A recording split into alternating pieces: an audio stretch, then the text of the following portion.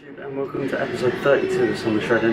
Now I know I'm running a little bit late because I'm already in the gym, but basically woke up late, it's raining, so I didn't really want to do anything like that. So I'm going to get on quickly because I think it's already 4:08, so I want to try and get out of here, well, try and get as much work as I can by 6:30.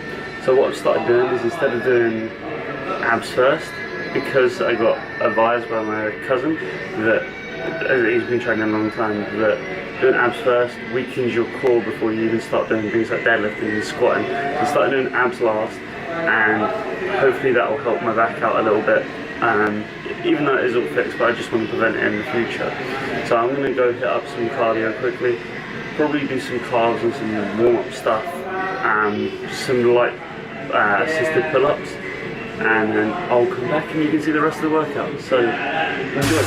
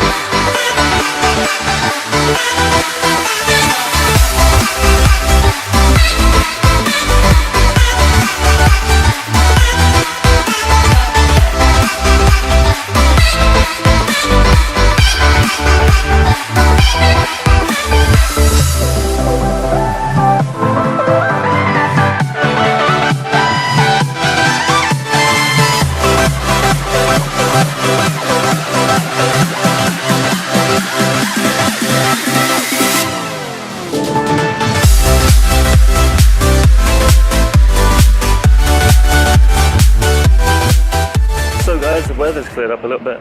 Just finished working out, had a really good session actually. I'm definitely going to start hitting one body part a day, definitely, because bear in mind I started at my back workout at 4:38. I don't know how I remember that, but I finished it at pretty much 10 to 5:45, and then I had to start biceps, which then I could only fit in 2 exercises for, along with abs. So I think I'm gonna obviously do 6 days a week. I'm either gonna give biceps their own day or triceps their own day, or give inner head and outer head. You know how it works. I'm gonna double up the days with biceps and triceps, I think. So say like inner head of bicep, outer head of tricep, and then go like that. So I think I'm gonna do something like that. But yeah, all in all, really good workout. With my lat pull downs, actually, I'm trying to work on those because I feel that my back doesn't have the V taper. That was quite hard to say. I really want it to come sort of down and chisel into my waist. Not only will it make my waist look smaller, which already is quite big. I mean, my actual waist itself is quite small, but the hips of mine are freaking huge. I could have a baby with those bastards. So yeah, so I'm trying to work on that. So what I did is I did assisted pull-ups, because obviously I can't do pull-ups. So I did 20, moved the weight down, 15, then 12, moving the weight down, and then went over to the lat pull-down machine, or just cable, whatever you want to call it, and I put my body weight on. So obviously you know what your body weight is in pounds or kilos or whatever. They didn't have a 165 or 167, so, which is what I'm in at today, by the way, 167.3. And so I put it to 170, did as many as I could, and kept going down the weight until I could hit 6 reps. Then did 6, moved the weight down 8, moved the weight down 10, moved the weight down 12, all the way until 20. And you'll be surprised what weights you can do, to be fair, because I didn't think I could do 20 reps of 90 pounds on a pull down. I didn't think my lats were that strong. So that's all good. Hopefully it'll get better and better, and I'll get to 6 a lot quicker. But if you're doing your body weight, you should, the idea of what I've got the idea of is that you should be able to bench, squat, deadlift your body weight quite easily. I can bench and squat my body weight quite easily, no problem. No, deadlift and squat. Benching's a bit more difficult. But I want to get 20 reps on each one of them. I can probably do it for deadlift and squat, but I'm not so sure on the bench. And also I want to be able to do 20 pull-ups, wide grip or close grip, and dips. I've done 20, so I'm going to start sticking weights in those, I think, because that's just manly as fuck, let's be honest. Okay, yeah, I'm too strong for my own body. That's basically what it's saying. So that's a cool thing. But anyway, I'm going to get on my bus in a second when it turns up, and I'll speak to you guys. So guys, I'm going to apologise straight off the bat, it's really windy. But what I'm going to do now is get my beard trimmed. As you can see, the bits are going through here and the lines need sorted out. And I think it's only going to be like £5. So instead of me doing it and doing a semi-okay job, I might as well get it done properly, ready for flying and Glasgow and all that good stuff. Lots of photos and videos will be taken. I know, ironic, I get videoed every day and don't really care. But yeah, so I'm going to go get that done. Hopefully it'll look good and I'll show you the end result. So I'm back now. I know I did get a chance to record after my beard trim, but it was so short because I was in a rush because he took so long. Now I don't know if you can see, but I got the lines cut in there, all nice and clean. Really nice. He didn't, well, I was going to say really nice job, but he really didn't do a good job. He cut me up all over the place. I said it was going to be, on the sign, it said about £4, right? However, because it was a cutthroat razor, which clearly he definitely did, it turns out it was £10, so I was not happy about that. I wasn't happy with the job that he did. I won't be getting that done again, if I'm honest. They do a good job on my hair, but they don't do a good job on my beard. So I'm kind of gutted about that, but you know, it's just what it is. After work, I went into town and bought some jeans and a t-shirt. I'll be wearing those tomorrow, so I'll give you an outfit checkout. You guys probably don't care, but yeah, so I got all that sorted. Because my jeans, I'll show you now that this is with a belt. So yeah, it's still from Fat Gary stage. These are a 34-inch waist. I've had to get a 32. Actually, I think these might even be a 36. I've had to get a 32 because 30, even though my waist is actually 28, but 30, I like skinny jeans, if you guys don't know. I feel I like the huggy feeling of them. I know that sounds really strange, but so I had to get skinny jeans because they're what I find most comfortable. And also you can feel your phone in the pocket so you know if it's going off or something. But yeah, tangent. So I had to get a 32-inch waist because my quads don't fit in a 30-inch waist or a 28-inch waist. And yeah, so it's complicated. This shit's complicated. But I got them in a bargain from Top Man for 20 quid, which if you guys don't have a Top Man is quite, it's not expensive, but it's not cheap. So you're looking probably about 40 quid for a pair of jeans, and so to get and pick them up for 20, I then treat myself to a t-shirt, which actually is their long length section or something. I like my t-shirts to be quite long because I'm quite tall, and half the time when I bend over my arse sticks out or something, but it's really big, so I ended up getting an extra small, and I've never bought an extra small in my life, and it's still got a bit of baggage to it. So if you guys are in Top Man, have a look at that section. It's pretty damn good. You get a lot for what you pay for. It's pretty good. I think the shirt cost me £18, but it's really, really nice, really comfortable. It's not usually the style that I'll go for, but it just caught my eye. And I was like, well, do you know what? I don't buy clothes very often, so I thought I'd give it a shot. But anyway, I'm going to end the episode here. Now I'm going to double check what episode it is because I'm useless.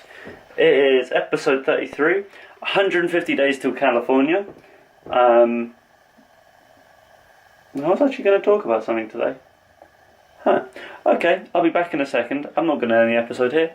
And I'll talk to you about something that I was going to speak about yesterday. So I'll be back. So guys, I promised I'll be back. This time I'm sitting down because my arm started hurting and I went and got the tripod and bits and pieces.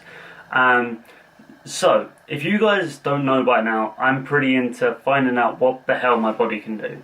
I'm interested in the evolution of why we became how we are, how our muscles work, what they respond to, what they don't respond to, and it's individual.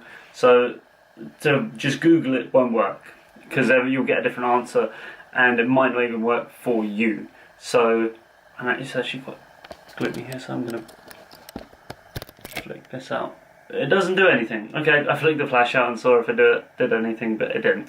But, so I'm interested in what my body responds to. I actually can't see myself now. So carbs, I know that my body personally reacts really well to carbohydrates. And when I say really well, I mean if I want to put on weight, I chuck loads of carbs in my system. If I want to take off weight, I take them out. It's as simple as that. My body does that really easily. Maintaining the muscle and stuff like that is irrelevant for this. We're going very basic. Carbs are your first line of fuel. So if you remember me talking in the macronutrients video a long time ago now, almost 2 months, actually over 2 months, I spoke about the way that your body burns off fuels first. So first of all, we've got the instant carbs, then we've got the low GI carbs, which I talked about in the fruit video, so if you haven't seen that, go check that out. Basically, high GI gets used faster than low GI. So they're the two, and obviously there's a gradient in between. There's no black and white with nutrition, it's always a gradient in between. So you've got high GI, low GI, the two that gets burnt first. I'm turning caffeine on my computer. Second of all, we've got your fats. Now, I'm not talking about fats, in other words, the ones that are flying around your blood. I'm talking about the stuff that's stored. So your stored fats, the ones that you want to burn off, the ones that you're going to reveal your abs with, are the ones that are going to get burnt off next. Then you've got your proteins. I went into detail on the carbs because I know a little bit more about them. Fats and proteins I'm not too knowledgeable about. I know a bit about protein, but not so much on the fat. So I'm just going to skip past those because this is war on carbs today, and seeing what the hell your body responds to. So low GI, high GI, other way around, sorry. What does that do? High GI works faster than low GI. So high GI will get turned to fat quicker if you don't use it up. The fat can be worked off quite quickly with a high GI carbohydrate, whereas the fat of the low GI carb I find is a little bit more dense. So if I've eaten a high carb day of dense carbs, it'll be a little bit harder for me to work off, but maybe that's just me, I don't know. So basically, if you imagine the three sections, you carbs, fat, protein, and you're attacking from the top. You take away the carbohydrates, it's going to chuck straight onto your fat. Your fat's going to get absolutely demolished. Also, when you've broken down all your fat for that day, because fat is not... your body doesn't intake that much fat during the day unless if you're eating clean anyway. So then it's going to directly hit your protein, and that's where the muscle depletion happens. Because you don't want it to hit the protein, because then your muscles won't grow or repair. When I say grow, I mean repair as fast, and then also it will attack the muscle proteins directly as well if you get to that much of a state. So there's the two sort of sides of the carbohydrates. But what do carbohydrates actually do? So we tell about taking them away all the time. But why do we put them back in? If they're so bad, why do we put them back in? Well, I'll tell you now. Carbohydrates being the main fuel source also work in the synthesis with protein. So you imagine like a huge cauldron, a witch's cauldron. You chuck in carbs, you chuck in protein, you chuck in water, and out comes a big ass bicep, let's just say that for example. By adding those three together, you're going to get growth in your muscles. That's why saying eat more when bulking is the point, because you're giving yourself more fuel. You know that you're definitely getting enough, putting in as much fuel as your muscle can possibly synthesize into growing your muscle as efficiently and fast and repairing it as possible. So what that means is is the carb is essentially, let's say it's the cement. So you got the cement in the carbohydrates, you got the water that makes the cement sort of mixable, and you've got the bricks that are the protein, or maybe the bricks are the carbs and the proteins the cement. It doesn't really matter. That's basically the sort of idea it comes from. So that's the way I think about it. But carbs also have other uses to them as well. So not only are they a building material, they are also things that can help spike your hormone level. So I'm going to start off with glycogen now. I'm not sure if glycogen is a hormone. I don't think it is. It might be. I think it's just a type of sugar. Excuse me. Now glycogen will make your muscles fuller. Basically what that is that's a fuel source directly in the muscles. It's almost like a fuel injection. It's constantly in there. So you want to keep that full so that when your muscles are working out, they are going to grow, they are going to use up that fuel source, and instead of directly hitting the protein, they're almost like a protection, they're almost like a shield. So that glycogen level is something you want to keep full, because when you eat carbs, you do look fuller, your muscles do look bigger.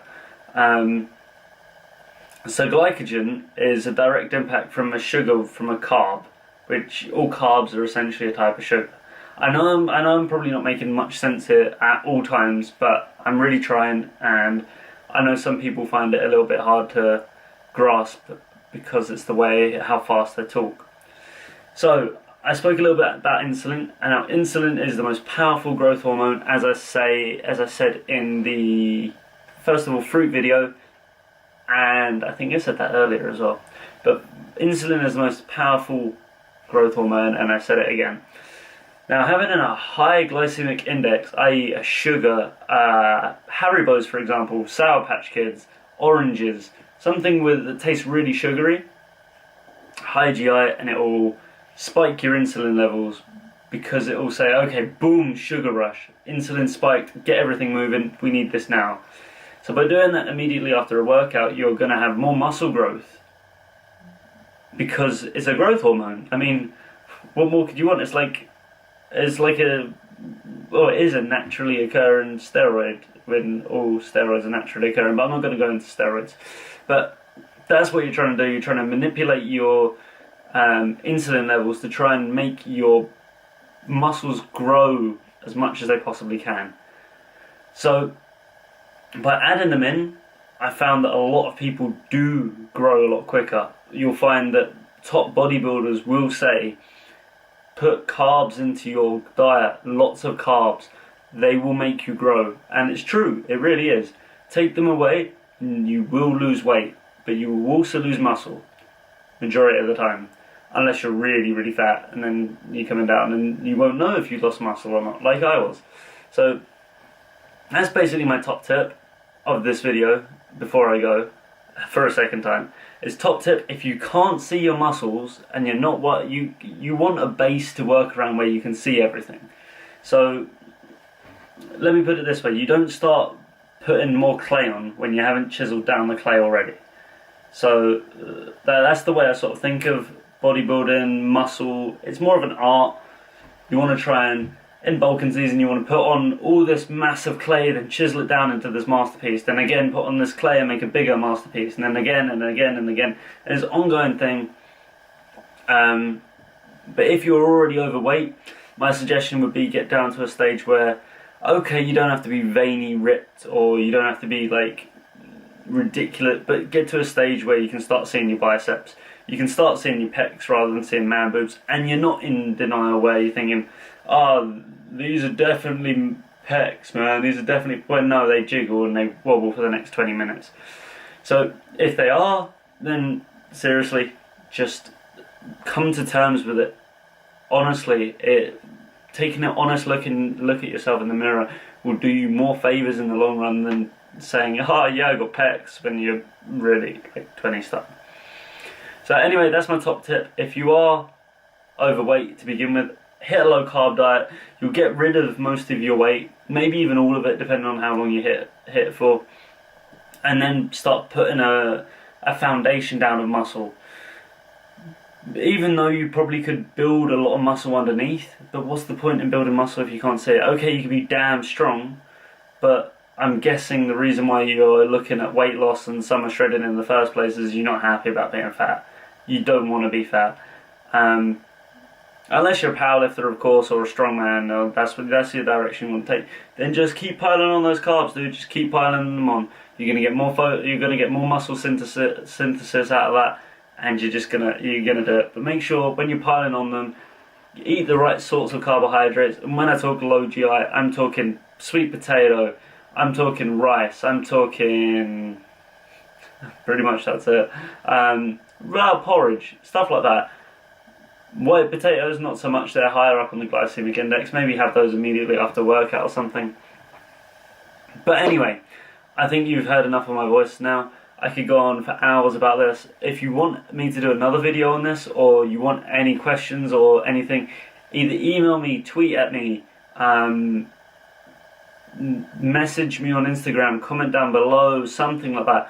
Or you can find me anywhere that I have. I don't have a Facebook to do with fitness, and I don't really want one. I don't search for myself. So these are the 4 things that I'm going to be using: is Twitter, Instagram, Snapchat, and YouTube. They're going to be the 4 social medias that I use for now anyway, and they're all under iGPSFitness. You can find me on all of them. There's no silly numbers, there's no anything like that. Just search it, you'll find me. If not, I'm going to get onto that now actually.